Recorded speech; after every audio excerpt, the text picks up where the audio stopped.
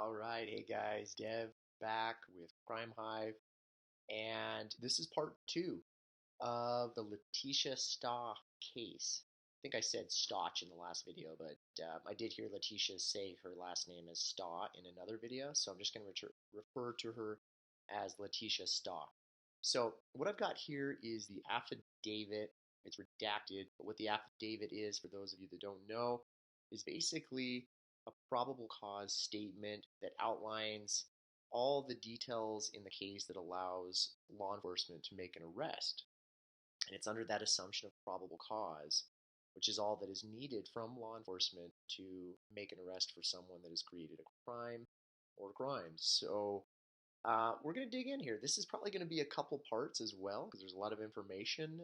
And then it's going to give you an overview of the case and some things that happened during the case. And then we'll probably have some other segments that go more into detail on specific items like forensics and GPS data and blood spatter and those kind of things. So a lot of information, but let's get started here. I'll probably move this little bubble.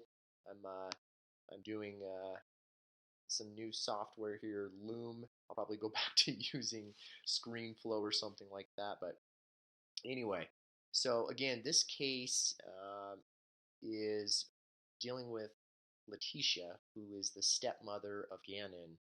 And Gannon is the 11-year-old boy that was found murdered and was originally reported as a runaway by Letitia. So just kind of going through this affidavit here, I'm just going to point out some of the important things as we're talking about. So you'll see here in this part of it here, she's charged with some pretty serious crimes. We've got murder in the first degree, child abuse resulting in death, tampering with the deceased human body, and tampering with physical evidence. So for police to have those type of charges, they clearly found information that would support that case, and that's some of the stuff that we're going to go through today.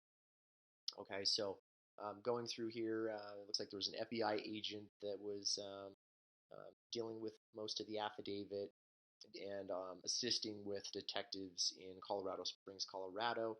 And some of the things that we see here in the summary is that there were a lot of investigative techniques used in this investigation. So we're going to talk about a lot of that stuff. This includes electronic search warrants, Facebook, Apple, Google, AT&T, Verizon. They were using security system data, Ring doorbell data, in addition to just typical physical evidence and DNA type information that you would get for forensic evidence. So a lot of information here that they're getting, and so um, we're going to talk about cellular records and historical site details that were analyzed. And then as we go down here, again, the main character here is Letitia, who's the stepmother. The father wasn't really in the picture because he was out of town on military duties. His name is Al. And then you got a couple daughters here that were involved in parts of this, but weren't involved in the murder itself. So this is going to come into significant play. The black Volkswagen Tiguan, which was Letitia's main vehicle, and investigators believe that that vehicle was used in transporting Gannon's body after he was murdered in their home. So we'll talk about that. So as it talks about the investigation, we talk about the detective mentions that Letitia was the last person known to investigators to see Gannon. So that's crucial.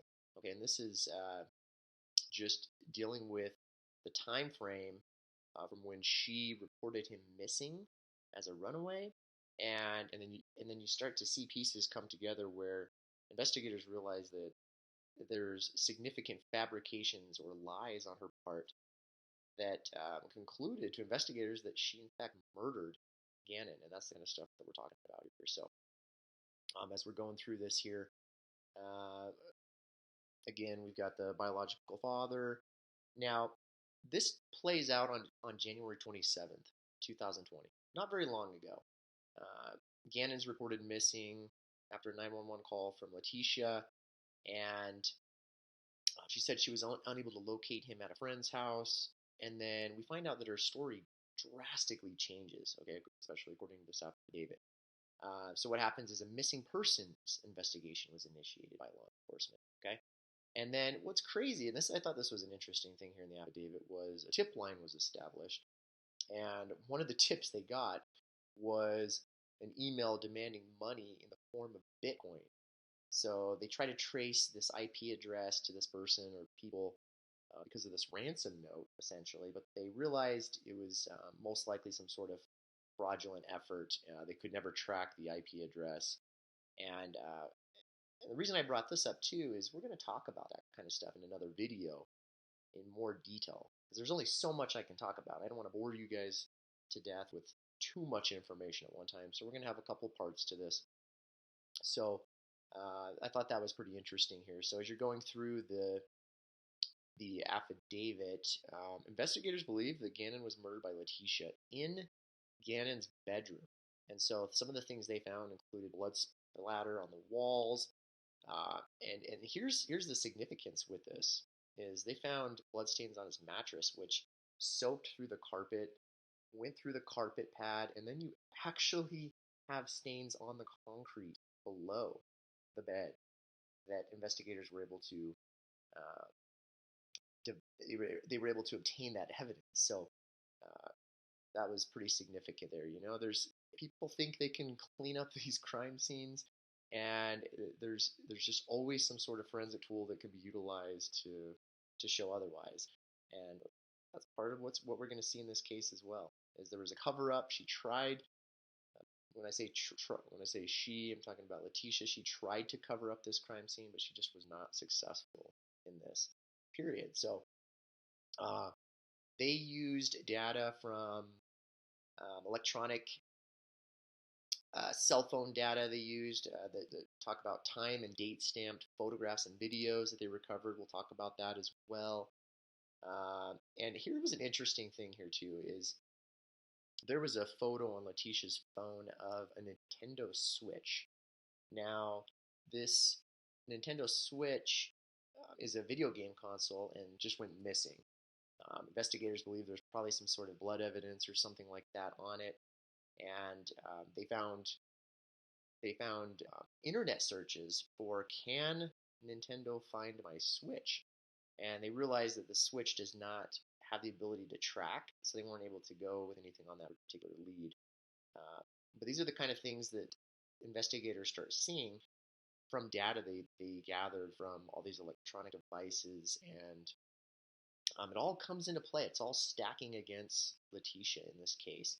Now, there was also a video surveillance video from a neighbor's surveillance camera. And I'll show some of those videos too. After we go through the affidavit, I'll pull out some of these items and we'll show some of those videos, some of the other aspects of this investigation. ADT security was used to gather information. And again, we're going to talk about historical site data, iPhone screen time logs, all that kind of stuff was gathered as you're going through this affidavit. Uh, Now, another really interesting thing here was that on Gannon's phone, there was a search term for can my parent find my cell phone if it's off? And just to show you the extent of what investigators can do, the reason I point this out is if you notice here in this sentence here, there's periods after phone, and uh, what they learned is Letitia had a habit of putting a period instead of a space after certain words. And so they were essentially able to link her way of searching for items. And that's pretty significant. This was on Gannon's phone that they're searching for this information off of. And clearly wasn't Gannon that was writing that search. So little things like that we come into play. So again, going through here, what happens is investigators believe that there was a violent struggle or physical attack in Gannon's room. Lots of blood splatter, which means there's lots of evidence to be cleaned up. Well, Letitia, shortly after this murder, Letitia's sending a text message to Harley, her daughter, requesting carpet cleaner, trash bags, and baking soda.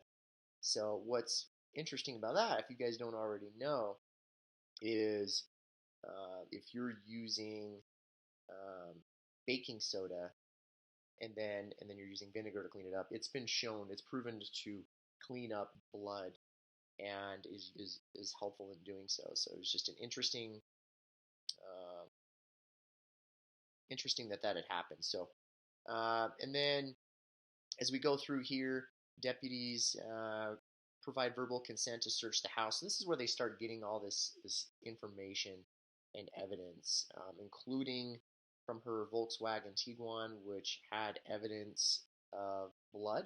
They used a tool called Blue Star Regent. If you guys haven't heard of that, it develops the presence of blood when you use that tool. So I'll just actually hop over here and show you guys. So this is Blue Star Forensics, and it's a kit that helps investigators find the presence of blood. So similarly, like luminol, which when you spray, you've seen the crime shows where you spray luminol and it lights up. It's blue, kind of lit up to show the presence of blood.